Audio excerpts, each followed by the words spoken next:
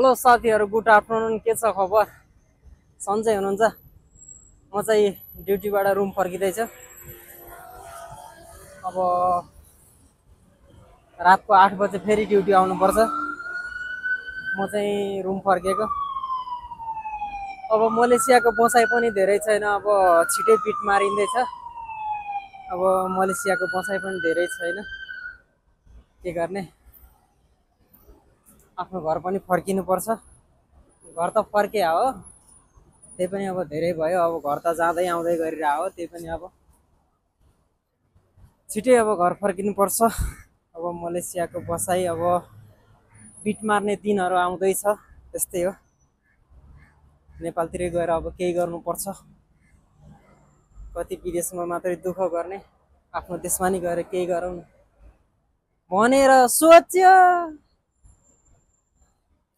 ओलीको अब आफन्त परिएन, त्यसो भनेर सोच्छु लास्टमा यसो फेरि सोच्छु के म त केपी ओलीका आफन्त त होइन, हामीले त अब केही गर्न सक्दैन। त्यही भएर अब विदेशमै ठिक छ, हामीलाई विदेशमै ठिक छ। अब नेपालमा हामीले केही गर्न सक्दैनौँ। कि त नेताको चाकडी गर्नु पर्यो। अब नेताको चाकडी गर्नलाई पनि अब कुनै नेता चिनिया छैन, नेताको कार्यकर्ता बनेर हिँड्न सकिएन।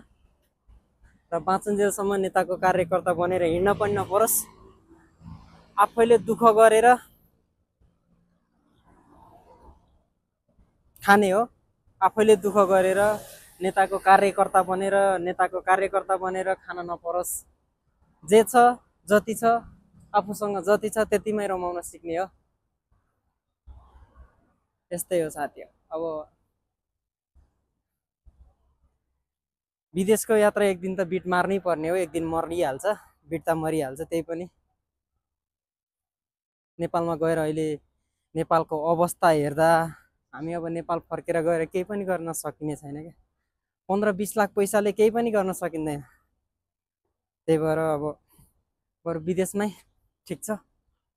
महिनाभरि काम गर्यो, स्यालेरी आउँछ, त्यही पैसा आधी खायो थोरै खायो, अब सकेको जमायो बस्यो, त्यही हो। हामी अब नेपाल गएर केही गर्न सकिँदैन। अब त्यस्तै ल, म चाहिँ ट्याक्क अब रुम आइपुग्नु लागेँ। अब गएर सुत्नुपर्छ, गर्मी छ, गर्मीमा मस्त निन्द्रा लाग्छ, ट्याक्क सुत्नुपर्छ। अनि त्यसपछि फेरि भरे 8 बजे ड्युटी पुग्नुपर्छ। यस्तै छ ल, सबैको दिन राम्रो होस्, सोचे आँटेको जस्तो होस्। ल, अहिलेलाई चाहिँ सबैलाई बाई।